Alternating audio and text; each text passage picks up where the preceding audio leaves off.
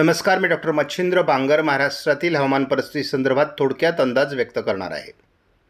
समोरील उपग्रही छायाचित्राचं निरीक्षण केलं असता दक्षिण भारतात तयार झालेल्या पावसाचा प्रभाव हा महाराष्ट्रातील बहुतांश भागात ढगाळ वातावरण निर्माण करतोय.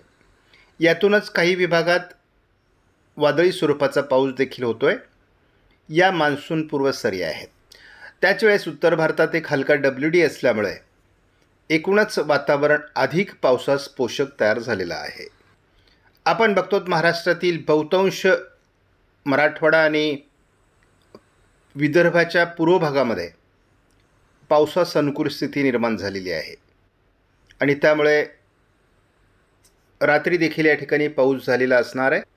आज GFS मॉडेलने जरी पावसाळी वातावरण महाराष्ट्रामध्ये दाखवलेलं नसलं तरी देखील आज दक्षिण भारतात असलेल्या मोठ्या पावसाळी वातावरणाचा प्रभाव हा महाराष्ट्रातील काही भागात, खास करून मराठवाडा, पश्चिम महाराष्ट्र, विदर्भाचा दक्षिणी भाग या ठिकाणी तयार होण्याची शक्यता असून कोकणातही हलके पावसाळी वातावरण निर्माण होऊ शकते. दक्षिण भारतात सातत्याने पावसाळी परिस्थिती निर्माण होत असल्यामुळे महाराष्ट्राच्या दक्षिणी पट्ट्यात पावसाळी वातावरण तयार होण्यास अनुकूल स्थिती आहे.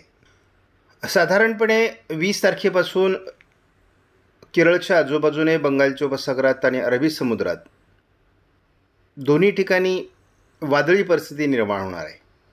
हे कमी दाबाचं क्षेत्र आहे आणि त्यामुळे केरळमध्ये मुसळधार पावसाला सुरुवात होणार आहे. अंदमानात मुसळधार पावसासाठी अनुकूल वातावरण तयार व्हायला सुरुवात होणार आहे. केरळजवळ मोठं वातावरण कमी दाबाचं तयार होतं. याचा महाराष्ट्राच्या दक्षिणी भागावर परिणाम होणार आहे.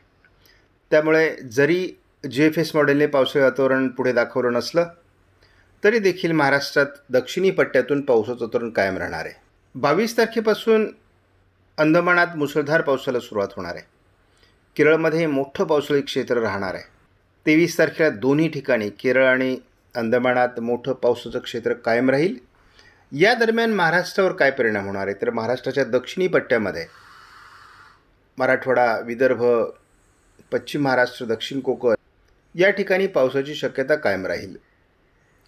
आपण प्रत्येक दिवशी म्हणजे आता 24 तारखेला बघतो पावसाचं वातावरण वाढत जातं आहे दोन्ही समुद्रांमधून आणि ही मान्सूनची स्थिती आहे.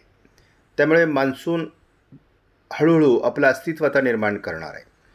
दक्षिण अंदमानात 20-21 तारखेलाच मान्सूनची सुरुवात होईल आणि मग हळूहळू त्याची प्रगती व्हायला सुरुवात होणार आहे. आपण 25 तारखेलाही बघतो दोन्ही ठिकाणचं पावसाचं क्षेत्र हे अधिक प्रभावी होतं आहे. अगदी आपण 26 तारखेपर्यंत अंदाज बघितला तर दोन्ही ठिकाणच्या वादळी परिस्थितीमध्ये वाढ होते, घट होत नाही. परंतु आपण बारकाईने निरीक्षण केलं तर या मॉडेलने तरी पूर्व किनारपट्टी भारताची ही पावसाविना दाखवलेली आहे आणि त्यामुळे मग मान्सून म्हणून पुढे सरकताना मान्सूनला काही अडथळे निर्माण होऊ शकतात. स्कायमेटने आज पश्चिम महाराष्ट्र, दक्षिण कोकण असं पावसाळी वातावरण दाखवलं आहे. थोडं विदर्भातही पावसाळी वातावरण असेल, मात्र 18 तारखेपासून हे पावसाळी वातावरण कमी होईल.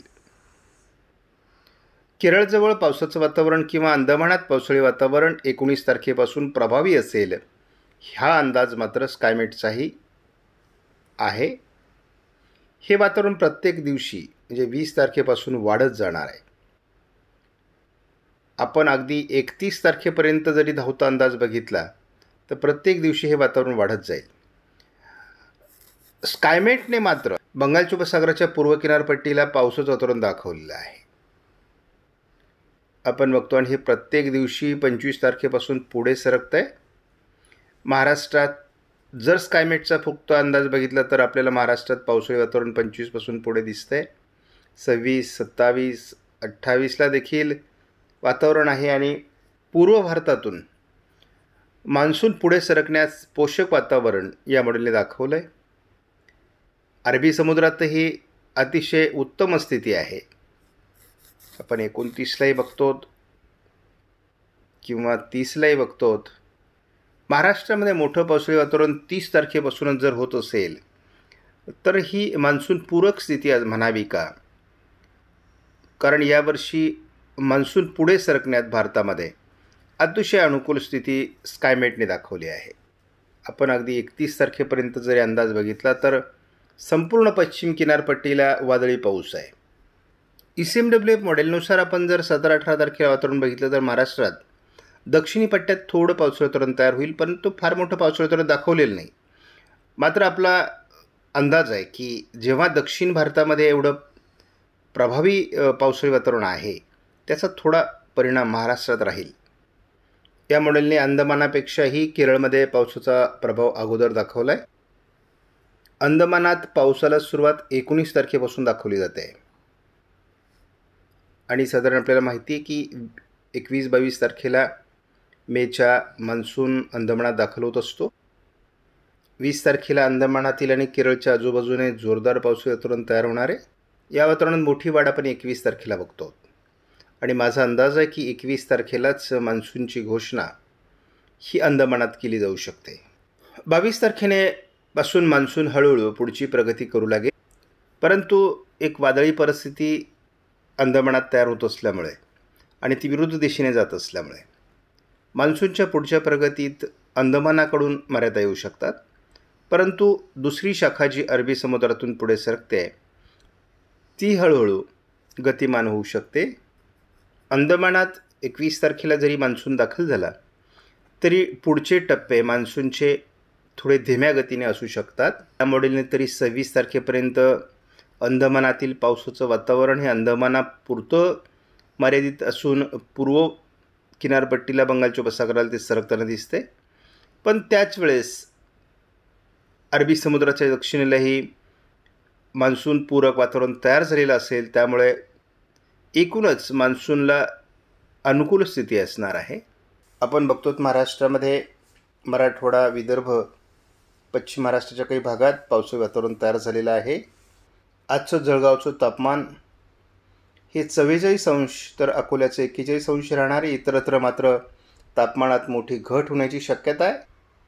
या मॉडेलने तरी केवळ दक्षिण भारतामध्येच पावसाळी वातावरण असल्यामुळे महाराष्ट्राच्या दक्षिणी पट्ट्यात सोलापूर दक्षिण, सांगली दक्षिण, कोल्हापूर याच भागात पावसाळी वातावरण असण्याचा अंदाज दिला आहे. या मॉडेलने तरी महाराष्ट्रात केवळ ढगाळ परिस्थिती सध्या दाखवलेली आहे, फारसं पावसाळी वातावरण दाखवलेलं नाही.